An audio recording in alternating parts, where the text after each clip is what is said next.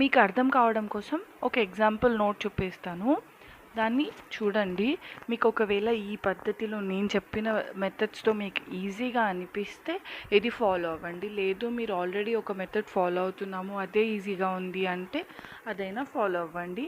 ఫైనల్గా మనకు కావాల్సింది ఏంటి? బేసిక్ కాన్సెప్ట్స్ రావాలి ఎన్సీఆర్టీ నుంచి.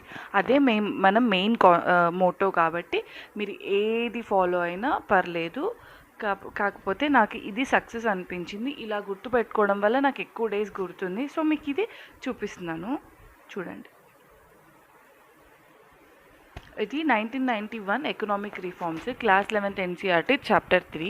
ఇదే నోట్ ఎందుకు చూపిస్తున్నానంటే నేను ఆల్రెడీ చాప్టర్ 2 పైన వీడియో చేశాను. నేను ఆల్రెడీ ఇందాక క్లాస్ చెప్పినప్పుడు స్టార్టింగ్లో ఏమన్నాను, మనకి interlinking important, first chapter, second chapter, third chapter ఇలా లైన్గా చదవాలి అని. ఇప్పుడు మీకు అది ఈ నోట్ చూస్తే అర్థమవుతుంది. ఏంటంటే మనం ఏదైనా నోట్ స్టార్ట్ చేసినప్పుడు మనం గుర్తుంచుకోవాల్సింది ఏంటి, ఎందుకు ఆ చాప్టర్ ఎందుకు చదువుతున్నాము, ఎలా వచ్చాయి, ఏమేమి వచ్చాయి, ఏ చాప్టర్లోనైనా ఎందుకు, ఏమిటి, ఎలా ఇలాంటివి మీకు క్వశ్చన్ చేసుకొని అది అర్థం చేసుకుంటే మీకు కాన్సెప్ట్ ఈజీగా వచ్చేసినట్టే. ఫర్ ఎగ్జాంపుల్ ఇక్కడ 1991 రిఫార్మ్స్, వై, వాట్, హౌ అని రాసాను చూడండి. దీన్ని బట్టి ఏంటి, ఈ రిఫార్మ్స్ ఎందుకు వచ్చాయి, ఎలా వచ్చాయి, ఏమేమి వచ్చాయి, ఇంతే. ఎందుకు వచ్చాయి, మనం 1950 ఫెయిల్ అయ్యాం కాబట్టి ఇవి వచ్చాయి. ఎందుకు ఫెయిల్ అయ్యడం వల్ల ఏమైంది, ఎకనామిక్ క్రైసిస్ జరిగిందంటే సంక్షోభం, దానివల్ల మనకి 1991 రిఫార్మ్స్ వచ్చాయి. ఎలా వచ్చాయి, మనం మన అప్పులని తీర్చుకోవడానికి వరల్డ్ బ్యాంక్ దగ్గర అప్పు తీసుకున్నప్పుడు అవి ఈ కొత్త పాలసీస్ని కొన్ని రిస్ట్రిక్షన్స్ పెట్టి మీరు ఇవి చేస్తే మేము మీకు డబ్బులు ఇస్తామని చెప్పడం వల్ల మనము ఇవి చేయాల్సి వచ్చింది. అప్పుడు వచ్చిన పాలసీని ఏమంటారు, న్యూ ఎకనామిక్ పాలసీ. అందులో 2 రకాలు ఉంటాయి చూడండి. నేను ఫ్లో చార్ట్ ఎలా యూస్ చేసుకున్నాను అందులో. ఇక్కడ చూడండి, నేను షార్ట్ కట్స్ ఎలా స్టార్ మార్క్స్ పెట్టుకొని షార్ట్ టర్మ్, లాంగ్ టర్మ్ ఇట్లా ఎలా డివైడ్ చేసుకున్నాను. ఇలా మీరు చేయడానికి ట్రై చేయండి, మీకు ఈజీగా గుర్తుంటుంది. అప్పుడు మీకు 2 వచ్చాయి, స్టెబిలైజేషన్, స్ట్రక్చర్ అని. ఆ 2లో ఏవెందుకు అనేది ఇక్కడ ఈజీగా మీకు అర్థమైపోతుంది అనమాట. ఇది వాట్, హౌ, వై.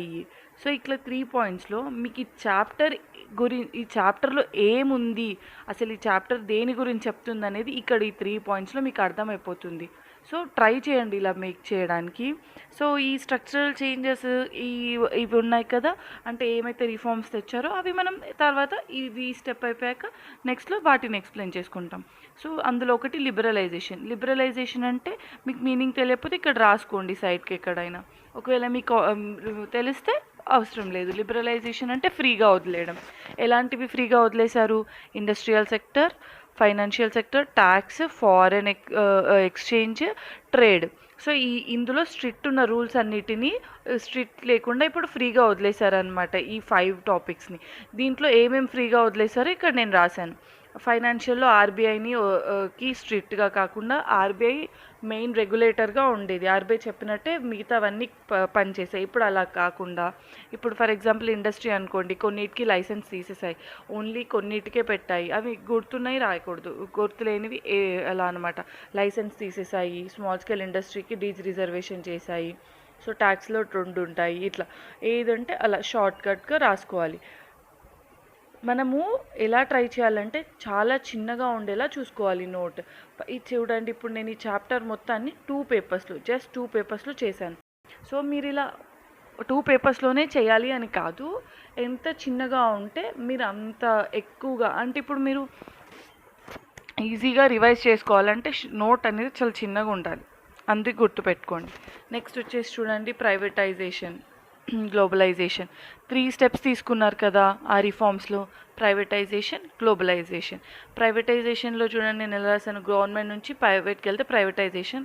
ఇది 2 రకాలుగా జరుగుతుంది. ఇంకా ప్రైవేటైజేషన్లో డిస్ఇన్వెస్ట్మెంట్, పిఎస్యూస్ అంటే ఇంపార్టెంట్, అవేంటో ఇక్కడ రాశాను. పిఎస్యూస్లో మనకు తెలుసు కదా, మహారత్నాస్, నవరత్నాస్, మినిరత్నాస్ ఉంటాయి, వాటికి ఎగ్జాంపుల్స్ ఏంటి అనేది ఇక్కడ రాశాను. అయిపోయింది. పిఎస్యూస్ అంటే వీటిని ఎందుకు ఇలా చేశారు అనేది ఇక్కడ రాసుకున్నాను. అండ్ నెక్స్ట్ వచ్చేసి గ్లోబలైజేషన్. గ్లోబలైజేషన్ అంటే ఏంటి అనేది ఒక లైన్లో రాసుకున్నాను. దాంట్లో ఇంపార్టెంట్ పాయింట్స్ వచ్చేసి అవుట్సోర్సింగ్, డబ్ల్యూటీఓ అవేం పనులు చేస్తాయి అనేది ఇక్కడ రాసుకున్నాను. డబ్ల్యూటీఓ అనేది జిఏటిటి తర్వాత వచ్చింది కాబట్టి జిఏటిటి సక్సెసర్గా డబ్ల్యూటీఓని ఇక్కడ మెన్షన్ చేశాను. ఇవి మొత్తం అవి రిఫార్మ్స్ అన్నమాట. Privatisation, liberalisation, globalisation. దీని తర్వాత ఈ రిఫార్మ్స్ వల్ల మన ఇండియన్ ఎకానమీ ఎలా మారింది అనేది ఇక్కడ రాశాను. ఎన్ని పాయింట్స్లో? ఒక 5 పాయింట్స్లో రాశాను. ఇక్కడ చూడండి, మన ఈ రిఫార్మ్స్ వల్ల అగ్రికల్చర్, ఇండస్ట్రీ, సర్వీస్ గ్రోత్ ఉందా తగ్గిందా అనేది ఈ పాయింట్స్లో మీకు అర్థమవుతుంది. దీని తర్వాత ఎకానమీ ఎలా ఉంది, దాని తర్వాత ఇన్ఫ్లేషన్ కంట్రోల్ అయిందా లేదా, సక్సెస్ అయిందా లేదా, ఇవన్నీ మెన్షన్ చేశాను. ఇంకా దీని తర్వాత చూడండి, ఇక్కడ ప్రాబ్లమ్స్ ఏవేవైతే ఈ రిఫార్మ్స్ వల్ల తీర్చలేకపోయామో ఆ ప్రాబ్లమ్స్ అన్నీ ఏంటి? Employment, agriculture, industry, infrastructure, disinvestment, physical management, ఇవి ఇంకా వీటిల్లో ప్రాబ్లమ్స్ అనేది ఈ రిఫార్మ్స్ తీసుకొచ్చినా కూడా సక్సెస్ అవ్వలేదు, అయిపోయింది.